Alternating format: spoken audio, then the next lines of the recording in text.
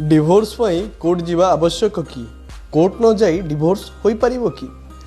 नमस्कार दर्शक बंधु मु आपणक लीगल मेंटर स्वागत करुच्ची आपणको आम इंस्टाग्राम पेज रे। दर्शक बंधु गतकाली मते किछि डीएम्स आइसथिला आपण माने डिवोर्स विषय जानिबा पई चाहुथिले। आपणको प्रश्न थिला जे घरे थाई कोर्ट को न जाई डिवोर्स होई परिबो कि।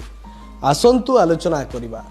भारत रे डिवोर्स पई साधारणतः कोर्ट जीवा आवश्यक, किंतु जदि उभय पारिपार्श्विक सहमति रे डिवोर्स चाहती तेबे एहाकू म्यूचुअल डिवोर्स कहा जाए।